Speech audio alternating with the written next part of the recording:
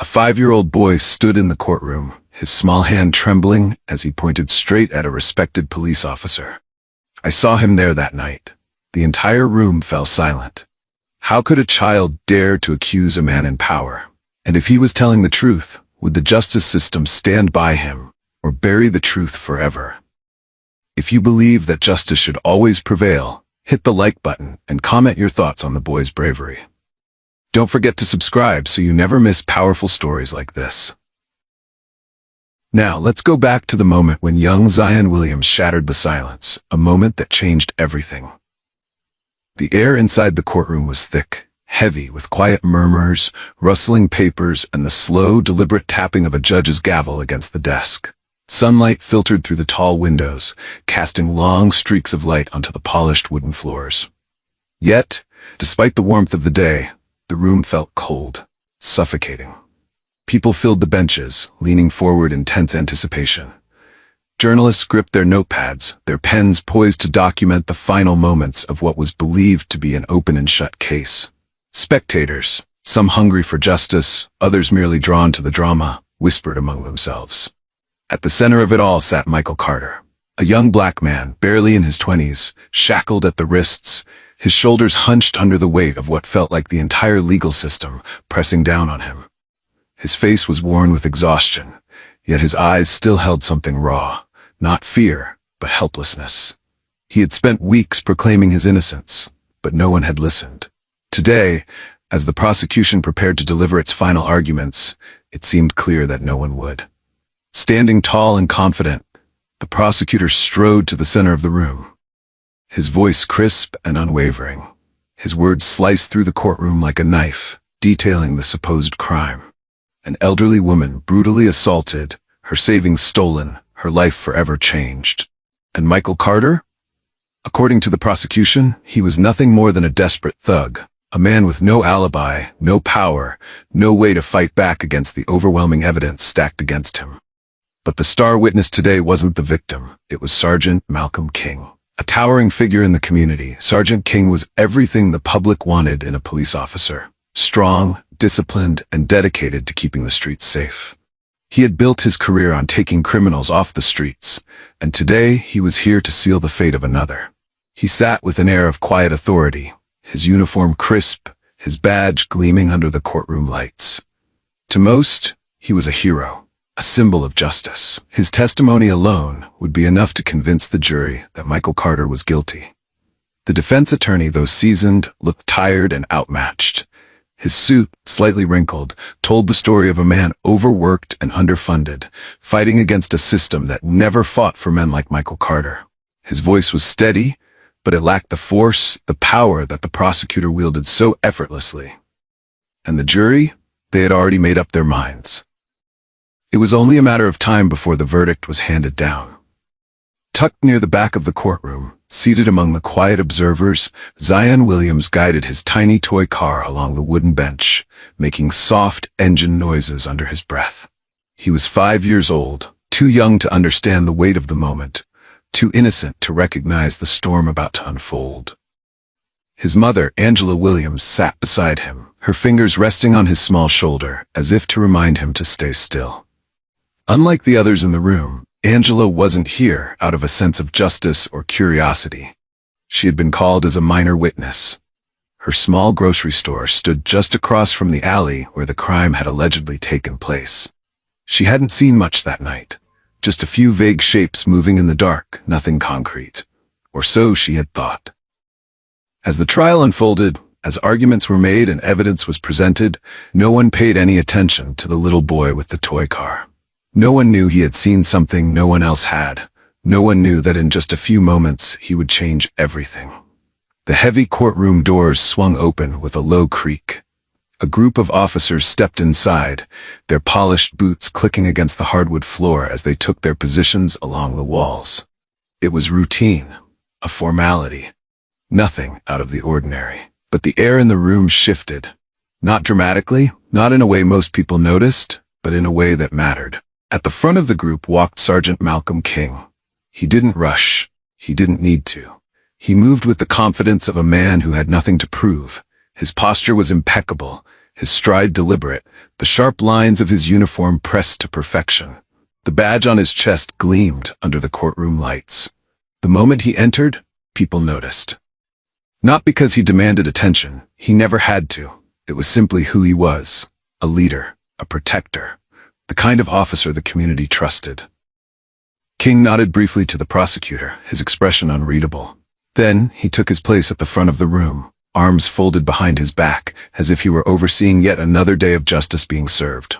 To the jury, to the audience, to everyone in that room, this was the moment that sealed Michael Carter's fate. Except, it wasn't, because in the very back of the courtroom, a little boy had stopped playing. The red toy car lay forgotten on the floor, its wheels spinning idly before coming to a stop. Zion Williams sat frozen, his tiny fingers gripping the bench so tightly his knuckles turned white. His little chest rose and fell in quick, shallow breaths. His eyes, wide, round, and dark, were locked on Sergeant King. He didn't blink, he didn't move, he didn't make a sound. Angela felt the shift before she even looked at her son. The warmth of his small body next to her had changed. He was rigid now, stiff as if something deep inside him had snapped into place. She turned to him, concern flickering across her face. "Zion?" But the boy didn't respond. His eyes were still on King. His mouth parted slightly, but no words came out. Angela's heart gave a small, uneasy twist. She leaned closer, her voice dropping to a whisper. "Baby, what's wrong?" This time, Zion's lips moved, barely above a breath so soft she almost missed it. "Mama, that's him." Angela's stomach dropped. Her pulse thumped loudly in her ears. She blinked, staring at her son as if she had misheard. Her voice came out hesitant, careful, almost afraid to ask. "What do you mean?" Zion swallowed hard. His tiny fingers clutched the fabric of her sleeve, his grip trembling. And then, in a voice so clear it sliced through the courtroom like a blade, he said, "I saw him there that night." The words hung in the air, slicing through the steady hum of the courtroom like a thunderclap. Angela's breath caught. A ripple of confusion passed through the crowd. A few heads turned, unsure of what they had just heard. A low murmur flickered among the audience, like the first stirrings of wind before a storm. But Zion wasn't done. Before Angela could stop him, before she could process what was happening, he pushed himself up onto his small feet. His body wavered slightly, but his voice, it didn't. His small hand shot out, his finger pointing straight at Sergeant King. "He was there that night." The entire courtroom froze. Angela's breath came fast, sharp. The room was dead silent, as if the walls themselves had stopped breathing. The prosecutor, mid-sentence, snapped his head toward the boy. The defense attorney, who had been jotting notes, dropped his pen. The judge, who had been flipping through a file, stilled completely. And for the first time since entering the courtroom, Michael Carter lifted his head. Every eye was now on Zion. Every single one. But Angela wasn't looking at them. She was looking at Sergeant King, and what she saw made her blood run cold, because for just one fraction of a second, barely noticeable unless you were looking for it, King took a step back. It was small, subtle, almost imperceptible, but it was there, a step backward, a step away. Angela felt a chill race down her spine. For the first time that day, the untouchable Sergeant Malcolm King looked like a man who had something to hide. And Zion had just exposed him. For a single breathless second, no one moved. The air inside the courtroom had weight now, thick and charged, like the sky just before a storm. The silence was deafening, not the kind of stillness that came from order, but the kind that came from shock. Zion's small voice still lingered in the air. He was there that night. Every eye remained locked on him. Every breath held. Then, like a dam breaking, the room erupted. Murmurs swelled into whispers. Whispers spilled into hushed exclamations. People shifted in their seats, some turning to one another in disbelief, others craning their necks for a better view of the little boy who had just spoken the words no one expected to hear. The judge, who had remained composed all morning, leaned forward ever so slightly, his gaze now sharp, assessing.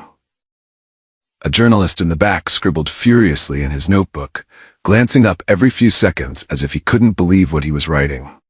Michael Carter's attorney, a man who had spent the better part of the trial fighting a losing battle, suddenly came alive. He had been drowning. Now he had found a lifeline. With a controlled urgency, the lawyer shot up from his chair, his voice cutting through the rising noise. Your Honor, he said, his tone measured, careful. I believe we need to hear more from this young witness. It was a bold move, one that would have been dismissed under normal circumstances. But this wasn't normal anymore. The judge hesitated, just for a moment, before nodding. Proceed. That was all the lawyer needed.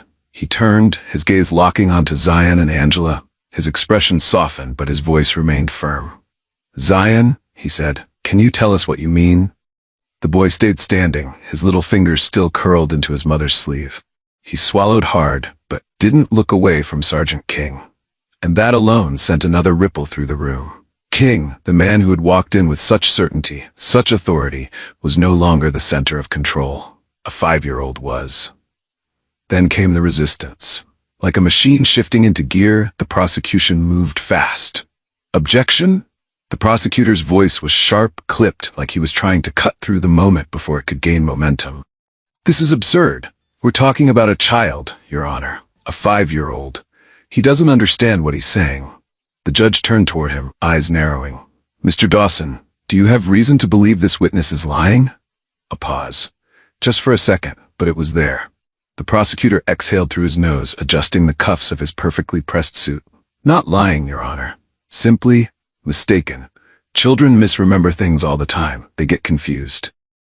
Through it all, Sergeant King remained still, too still. His face was unreadable, a mask of controlled indifference. But his hands told a different story. Fingers that had once rested loosely, effortlessly behind his back were now curled just a little too tightly, the tendons in his wrists subtly flexing. A man like him didn't show weakness. He didn't panic. But this wasn't panic. This was calculation. His mind was already moving, already rearranging, already crafting a way to regain control of the narrative before it spun too far beyond his grasp. And so, when he finally spoke, his voice was as smooth as ever. Your Honor, he said, this is nothing more than a misunderstanding. Slowly, deliberately, he turned toward Zion, not in anger, not in defense, but in carefully measured patience. Son, King said, his voice gentle, almost fatherly. I think you're confused. Maybe you saw someone else that night. It was subtle, a seed of doubt, planted with precision. Not an attack, but a correction. A man like Malcolm King didn't fight head-on. He guided, he redirected, because that was all it would take. Just one moment of hesitation. Just 1 second where a little boy might question himself. And then, just like that, the truth would slip through his fingers before anyone could grab hold of it. The silence stretched, thick, unyielding. It wasn't just quiet. It was charged, like the air before a thunderstorm. Zion stood small yet unwavering, his fingers curled tightly around his mother's sleeve. His wide eyes never left Sergeant King. Not for a second. Angela could feel the tension in her son's body. He wasn't just remembering, he was reliving it. And deep in her gut she knew he wasn't wrong. The defense attorney stepped forward carefully, his voice calm, measured. Zion, he said, tell us what you saw. The little boy swallowed, his breath coming fast and shallow. But when he spoke, his voice was clear. I saw him standing by the alley. A murmur rippled through the courtroom, small at first, then growing. Zion's grip on his mother's arm tightened, his brow furrowed, frustration creeping into his tiny features. Not fear, but frustration. As if he could feel the doubt in the room, feel them questioning him, even when he knew what he saw. He took a small, shaky breath and kept going. He was talking to someone. Then he got in his car and drove away. The weight of his words hung in the air. No hesitation, no second guessing, just fact. The prosecutor let out a short, forced chuckle, shaking his head as if brushing away a child's innocent mistake. Zion, he said, his tone carefully light. It was dark that night, wasn't it? Are you sure you saw clearly? Angela's stomach twisted. She knew exactly what he was doing, planting doubt, making Zion question himself. She felt her son stiffen beside her. But Zion, he wasn't doubting anything. His small fingers clenched into fists, his jaw set, and then with quiet certainty he spoke again. He had a shiny watch. A heartbeat, then another. A shift, a crack in the room's foundation. Angela's breath hitched. She knew that watch. Sergeant King always wore it, custom-made, engraved, one of a kind. The prosecutor's face remained still, but his fingers twitched against the table. The defense attorney slowly turned his gaze to King, and for the first time, King didn't look so untouchable. Angela gripped her son's hand tighter, her pulse hammering in her ears. Because if Zion was right, if King had been there, this wasn't just a wrongful conviction. It was a setup. Michael Carter was sitting in chains for a crime he didn't commit. And Sergeant King? He wasn't here to serve justice. He was here to bury the truth. Angela felt her throat tighten. Something was coming. Something big. And there was no stopping it now. Angela sat stiffly in the cold, windowless interrogation room, her fingers locked around Zion's tiny hand. The fluorescent light buzzed faintly above them, casting a pale glow over the scuffed metal table. The air smelled of old coffee and something else. Unease. Across from them sat Assistant District Attorney Mark Reynolds, his sharp eyes flickering between Angela and her son. He wasn't aggressive, but he wasn't warm either. He was calculating. Zion kicked his feet lightly against the chair, his fingers tracing invisible lines on the tabletop. He wasn't nervous. Angela, however, was. She could feel it, the shift in the air, the growing weight of what Zion had done back in that courtroom. And now, they were here. Reynolds exhaled through his nose, leaning forward slightly. "Zion," he said, his voice measured. "Can you tell me again what you saw?" Zion blinked up at him, unfazed. His voice was steady. "I saw him standing by the alley. He was talking to someone. Then he got in his car and drove away." Reynolds didn't react immediately. He just studied the boy, as if waiting for hesitation, waiting for Zion to shift in his seat, to glance at his mother for reassurance, to doubt himself. But Zion didn't. Instead, he leaned forward slightly, as if he was the one waiting. Angela squeezed his hand, but it wasn't out of reassurance. It was out of something else. Something that felt a lot like fear. Reynolds nodded slowly. Then, in the same careful tone, he asked, "Are you sure it was him, Zion? Are you sure it was Sergeant King?" Zion's fingers curled against the table, his brow furrowed just slightly. "Yes." A beat of silence. Then, for the first time, Angela saw it, a flicker of doubt in the prosecutor's eyes. He knew. He knew something wasn't right. Reynolds straightened, pushing back his chair. Without a word, he stepped out of the room, leaving Angela and Zion alone. The door clicked shut behind him. Angela let out a slow breath, barely realizing she had been holding it. She looked down at Zion, brushing a hand over his curls. "You okay, baby?" she whispered. Zion nodded, but Angela wasn't, because this was bigger than she had thought. The door swung open again. This time it wasn't just Reynolds. A second man entered, a young investigator, his expression tight. He carried a folder in his hands, gripping it like it weighed more than just paper. He placed it on the table and opened it. Angela felt her pulse quicken. The first image was a grainy security camera still. The timestamp placed it around the time of the attack. A black car, parked near the alley, the shape of a man standing beside it. The footage was blurry, but the stance, the broad-shouldered confidence of the figure, was familiar. Angela swallowed hard. The investigator flipped the page.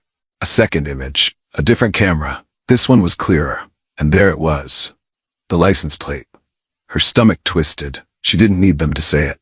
The car belonged to Sergeant King. Angela glanced at Zion. He was staring at the image, his small fingers pressing into the fabric of her sleeve. He had been right all along. Reynolds cleared his throat. He wasn't looking at Zion anymore. He was looking at Angela. His voice was quieter now, lower. "Mrs. Williams, have you ever seen Sergeant King near your store before?" Angela hesitated. A memory surfaced, a night months ago. She had been closing up late, and she'd noticed a car sitting across the street, idling, dark, sleek, expensive. At the time, she hadn't thought much of it, just another customer who changed their mind. But now she wasn't so sure. She wet her lips, exhaling slowly. I don't know. But Reynolds wasn't done. He flipped to another page. Bank records, lines of numbers, deposits, withdrawals, money moving where it shouldn't. Angela's pulse pounded in her ears as the investigator spoke. "King has been receiving large payments, shortly after major arrests." Her throat tightened. "They're not bribes," Reynolds clarified. "Not in the traditional sense, but they're payouts." Angela felt sick. Zion's small voice broke the silence. "That means he did it, right?" No one spoke, because Zion had seen the truth first, and now the evidence was catching up. Sergeant King sat alone in his car, his fingers gripping the steering wheel so tightly that his knuckles turned white. The dim glow of a street lamp cast long shadows across his face, but it couldn't mask the tension tightening his jaw, the pulse ticking hard at his temple. He had spent years staying ahead of the game, controlling the narrative, keeping things clean. But now, things were slipping. A 5-year-old had pointed a finger at him in court. A child. And somehow, that was enough to make everything unravel. King exhaled slowly, forcing himself to think. He had been here before, at the edge of a situation spiraling out of control. He knew what had to be done. He grabbed his phone and scrolled through his contacts until he landed on a name. He hit dial. A gruff voice answered. "Yeah?" "We have a problem," King said, keeping his voice low. "I need you to take care of it." There was a pause, a beat of hesitation. "You sure about this?" King's grip on the wheel tightened. "I wouldn't be calling if I wasn't." Another pause, then a slow exhale. "All right, but this one's messy." King's jaw clenched. He didn't need a reminder of that. "Just handle it." The line went dead. King sat in the darkness for a long moment, staring ahead, his mind calculating the next move. If Angela and that kid kept talking, if the prosecutor kept digging, he couldn't let that happen. Angela woke to the sound of something shifting outside. It wasn't loud, it wasn't obvious, but it was there. She sat up, her heart hammering in her chest. The house was dark, the only light coming from the dim glow of the street lamp outside. Slowly, carefully, she slid out of bed and padded toward the window. The floorboards creaked beneath her feet. She reached for the curtain, pausing for just a second. Then she pulled it back and froze. A dark figure stood across the street, just beyond the glow of the street lamp. Not moving, just watching. Angela's breath caught. Her first instinct was to tell herself she was imagining it. Maybe it was just a neighbor, maybe it was nothing. But then, a shift. The shadow moved. Not toward her, not away. Just a slight adjustment, as if whoever it was had just realized they'd been seen. A sharp shiver ran down her spine. That wasn't nothing. That was someone. Then a small hand tugged at her sleeve. Angela nearly jumped. She turned and saw Zion standing in the doorway, rubbing his eyes with tiny fists. His voice was small, barely above a whisper. "Mama, there's someone outside." Angela felt something cold settle deep in her stomach. Her hands moved before her mind could catch up, grabbing her phone off the nightstand. She tapped the screen, her fingers trembling slightly as she scrolled for a number. Her lawyer. She hit call. The line rang once, twice. Then a groggy voice answered. "Angela, what's wrong?" She didn't hesitate. "We're being watched." Angela turned back to the window. But the shadow? Gone. A chill ran through her. She didn't know how long they had been standing there. She didn't know who else might be watching. But she knew one thing. This wasn't just about corruption anymore. Sergeant King wasn't just a dirty cop trying to cover his tracks. He was a desperate man. And desperate men were dangerous. Angela's hands moved on their own, shoving clothes into a duffel bag, grabbing Zion's backpack, stuffing in whatever she could. Her heart pounded against her ribs, but she forced herself to think, to move, to get out. She didn't bother turning on the lights. There was no time. She needed to be gone before they came back. Zion stood near the door, wide-eyed, gripping his toy car like a lifeline. "Mama, where are we going?" Angela zipped the bag shut. "Somewhere safe, baby. Get your shoes on." She didn't tell him the truth, that she didn't know where they were going, that all she knew was they couldn't stay here. She threw the bag into the passenger's seat, pulled Zion into his car seat, and started the engine. The moment the tires hit the road, she forced herself not to look back. But the fear? It sat heavy in the pit of her stomach. And then, it got worse. Because the moment she hit the highway, she saw it. A black car. Following them. Angela gripped the wheel so tightly her knuckles turned white. She knew that car. She knew who was inside. Sergeant King wasn't just watching anymore. He was coming for them. Angela's breath came fast. Her pulse roared in her ears. She glanced in the rearview mirror. King's headlights were steady, unblinking, hunting her. Zion's voice was small, unsure. "Mama?" She forced herself to sound calm. "It's okay, baby, just hold on." But it wasn't okay. Not even close. Because King wasn't just following anymore. He was speeding up. Angela's foot pressed harder on the gas. The dark road stretched ahead, endless, empty. There were no other cars. No exits. Nowhere to turn. King's car moved closer. Angela's breath hitched. No, no, no. Then, the sudden jolt of impact, King's car slammed into her rear bumper. Zion let out a cry, his little hands clutching his seatbelt. Angela gritted her teeth, fighting for control, her tires screeching as she swerved back into her lane. Her hands shook on the wheel. King wasn't trying to scare her. He was trying to run her off the road. Her eyes darted around, but there was nothing. No exits. No police, no help. She was alone. Just her, Zion, and a man who couldn't afford to let them live. King hit her again, harder.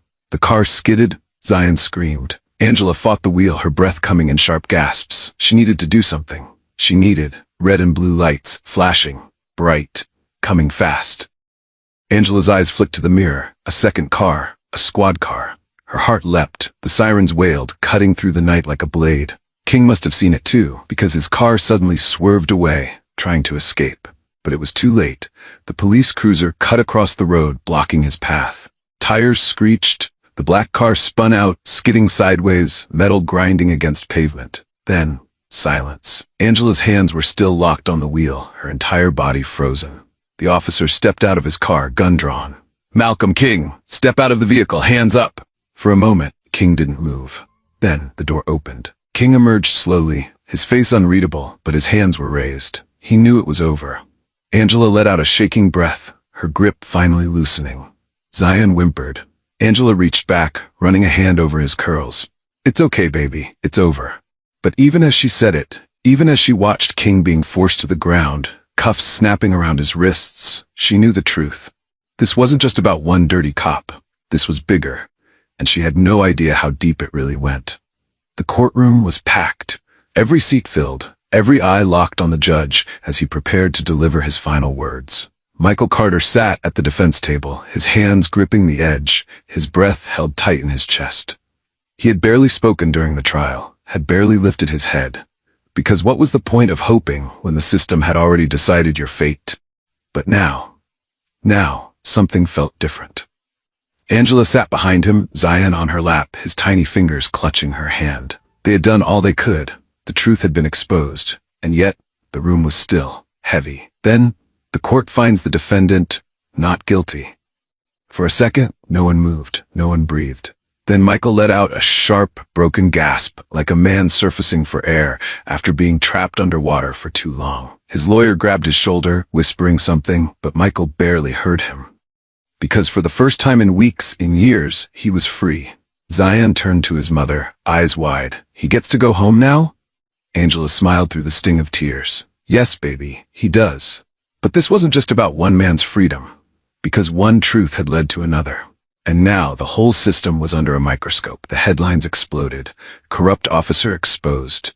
How many more victims? Who else did King set up? Investigators dug deeper. Cases King had worked on were reopened. Evidence that had conveniently disappeared started to resurface. And the city? It wasn't just watching. It was demanding answers. For the first time in a long time, people weren't just accepting what they were told. They were asking why. And Angela Williams? She made sure they didn't stop. The television cameras flickered on. The lights were bright, too bright, but Angela sat tall, her hands steady in her lap. Across from her, the reporter adjusted her mic, then leaned in. "Angela, what made you decide to come forward?" Angela let out a slow breath. She had thought about this moment for days, about the weight of the truth, about the risk. She looked directly at the camera, because we're tired of being afraid. The studio went silent. The world listened. Angela's voice didn't waver. People like Sergeant King, they don't just exist in the shadows. They exist in our communities. We shake their hands, we call them sir, we trust them. But sometimes, they are the ones we should fear the most. The reporter shifted. "Do you think this was just one bad officer?" Angela's lips pressed together. Then she shook her head. "No, and that's the problem. Because if King had been willing to frame an innocent man, if he had been willing to chase down a mother and her child in the dead of night, what else had he done? And how many others had helped him do it?" Angela wasn't here to be a victim. She was here to make sure no one else had to be. The courthouse steps were crowded with reporters, their cameras flashing, their voices overlapping in a chaotic blur. But Angela barely heard them. She held Zion's hand, keeping him close as they walked through the sea of questions and microphones. The little boy didn't seem scared. If anything, he looked curious. Zion glanced up at his mother. "Did we stop the bad guy?" Angela squeezed his hand. "We stopped one." He thought about that for a second, then looked ahead. Are there more? Angela's throat tightened. She didn't have to answer. Zion was smart. He already knew. Instead, she crouched down, brushing his curls away from his face. You were so brave, baby, she whispered. You told the truth when no one else would. Zion's small chest puffed up just a little. He wasn't just a little boy anymore. He was the child who had spoken up, the child who had pointed at power and refused to back down. And now, the world knew his name. He was a symbol of something bigger, something unstoppable. As they walked toward the waiting car, Zion's fingers slipped from his mother's and stretched out toward the sky. The sun was just beginning to rise, spilling golden light across the pavement. He smiled. Angela looked at him, then up at the sky. A new day, a new fight. Because justice was just getting started. If this story moved you, hit the like button and share it with someone who needs to hear it. Justice isn't just about one case. It's about standing up, speaking out, and making sure the truth is never silenced. Your support means everything. It helps us continue creating powerful stories that shed light on real issues and inspire change. So, if you believe in the power of truth, subscribe to the channel and stay with us for more stories that matter. Together, we can keep the conversation going. Thank you for watching.